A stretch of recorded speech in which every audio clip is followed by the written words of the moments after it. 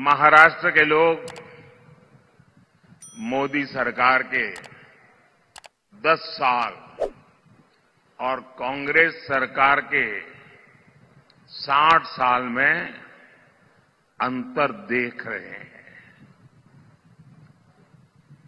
जो कांग्रेस 60 साल पंचायत से लेकर के पार्लियामेंट तक उन्हीं का राज था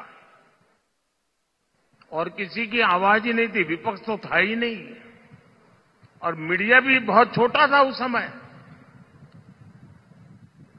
लेकिन 60 साल में जो नहीं कर पाए, ये आपके सेवक ने 10 साल में करके दिखाया है।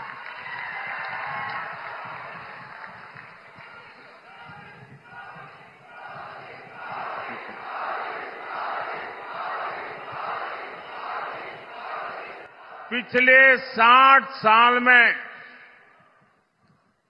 आपने कई बार कांग्रेस के सभी प्रधानमंत्रियों के मुंह से, उनके सभी नेताओं के मुंह से एक ही बात सुनी होगी, गरीबी हटाएंगे, गरीबी हटाएंगे, गरीबी माला जपते रहते ना। और हर चुनाव में गरीब गरीब गरीब गरीब गरीब गरीब गरीब गरीब गरीब गरीब गरीब गरीब गरीब यही माला जपते रहते थे। उससे आगे कुछ नहीं करते थे। आपके आशीर्वाद से, आपके सहयोग से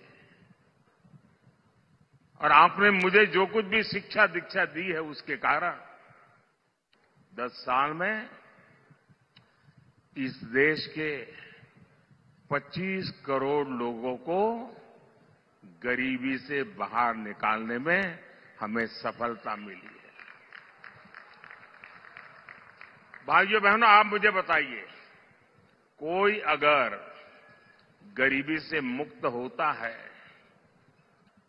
तो आपको अच्छा लगता है कि नहीं लगता है?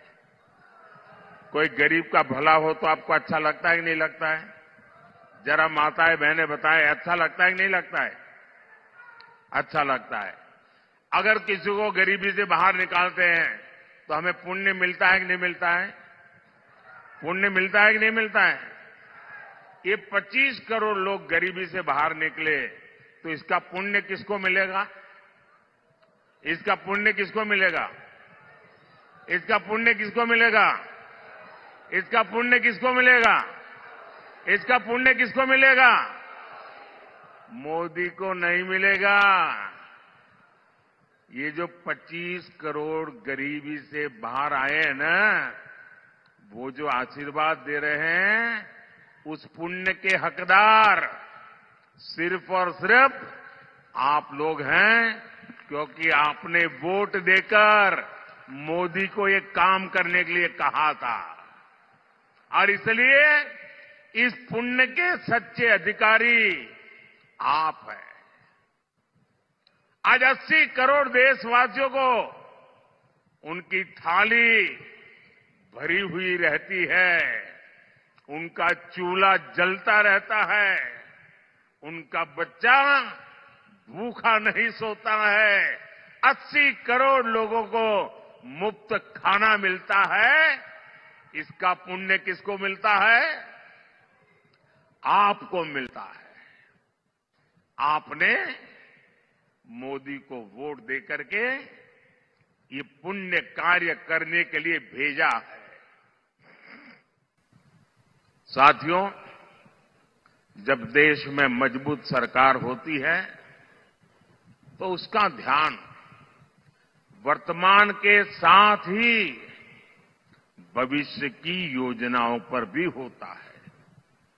यही सोचकर आज भाजपा सरकार रेल, रोड, एयरपोर्ट पर अभूतपूर्व खर्च कर रही है।